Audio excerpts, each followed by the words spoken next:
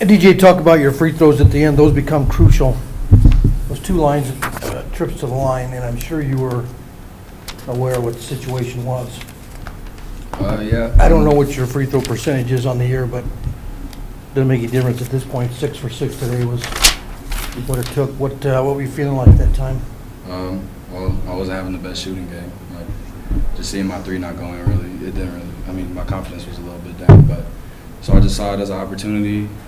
Like, my team needed me to make them, so I just wanted to step up, see them going, and I just hit them. The second time, I think you went the line. You went down pretty hard on that foul, didn't you? When you got right stepped before on. the timeout. Yeah, did I went you knee take a to little knee. more time to get situated? What hurt? My knee. I just went knee to knee with the big dude. So.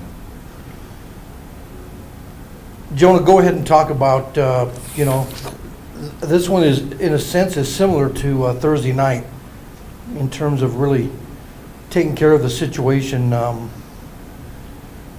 by 4 with 3 minutes to go, kind of your back's against the wall. Mm-hmm. And, it was really taking advantage of each situation. What was it? What did it feel like, from a sense of urgency at all from you on the floor at that time or not?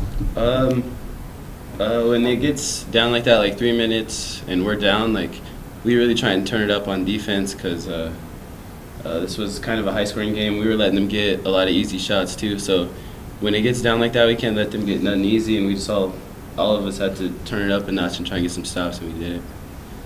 DJ, you hit a 3 in that stretch too, and you say your shooting percentage wasn't very good. Now, obviously, you felt a good enough look to take that.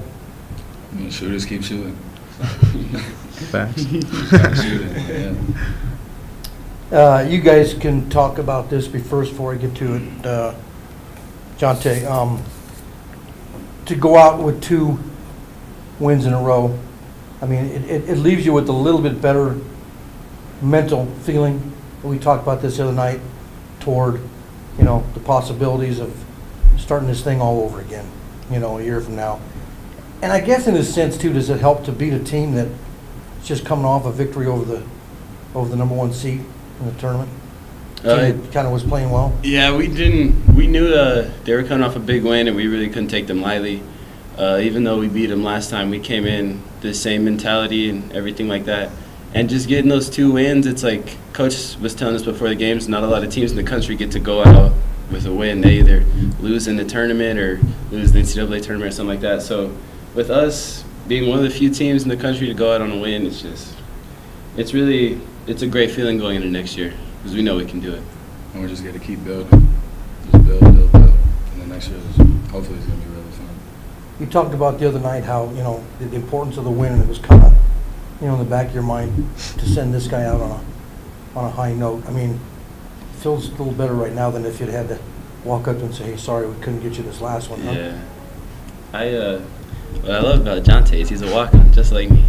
And Jon'te, past 4 years, he's been putting on for the walk-ons. So he's really paved the way for what little I've done this year. It's my guy. We got it for him. Jon'te, you came here as a walk-on. Sure. Did you draw interest from very many schools or not? Not very many. I had maybe like 2, and they were from different divisions. So Division II? No, I had like an NAIA look, and then I had Division I with Nebraska Omaha when they first turned Division I, and then I had like some JUCO looks. So, and then this was this was my first one, and then it just got from there. They offered you to walk on here? Yeah, preferred walk on. So. Okay, was it a tough choice or not? Yeah, somewhat, because I did the research, and I was like, walk-ons don't really play too much, So I was like, I don't know if I want to do that, but I was like, I'm going to take this chance. And then freshman year, there's a story coming out, which you'll probably hear the same story, but freshman year was a little discouraged, coming out, not getting too much time. I should have redshirted, honestly, because then I could be playing next year, maybe, possibly. Or if I graduated, then I'd have to leave because there's no master program for economics here. But I could have got my freshman year back, but I couldn't because I didn't redshirt, obviously. So I played like 4 games, and I just kept talking to my AAU coaches and my cousin, like, what can I do to get on the floor? And they're like, it starts with defense. And I didn't believe them, like, because I've always played defense, but it was like I felt like people were playing over me because of offense. So it was like, we'll see. And then I just kept putting in the work, and eventually I got my shot with people getting hurt, people leaving, having to have certain circumstances that brought them away from basketball. So I took advantage of that. What, and at that same time, you're dealing with school. Was school something that was, coaching for you pretty good? As far as before college or? No, Like once you during- got here. I mean, that can be a big adjustment for people. Mhm. I mean, you're dealing with whether you should stay here because of basketball and so forth. Yeah. How was school going for you? Yeah, school was going well. I started off, I believe my first semester I got like over 3.0, I'm sure. But I just don't remember the exact number, but it was going pretty well. It was obviously an adjustment because now you're pretty much an adult. You got to, provide for yourself, and no one's worrying about you but you. Nobody's going to be, you got to hold yourself accountable basically, which I've done pretty much my whole life.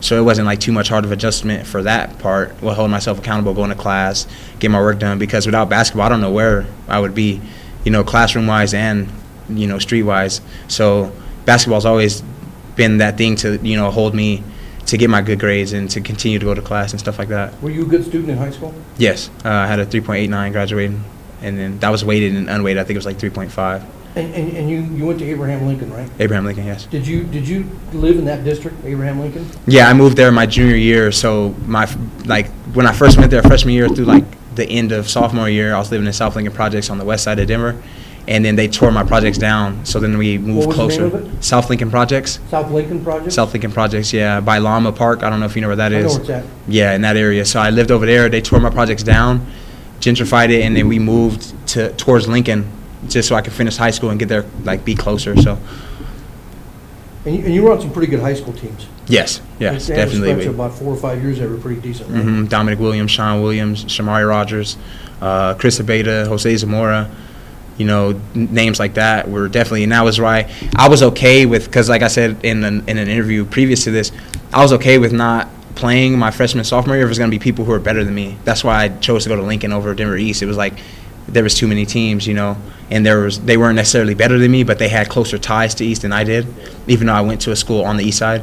So it was like I'm okay with playing under these guys because they can actually teach me something, and they're vital to this program, and they're actually good. So, and I learned from that a lot. And your major's in business economics? Yeah, economics with the emphasis in business administration, and then emphasis in business and then a minor in business administration. What are your plans? You got any irons in the fire or no?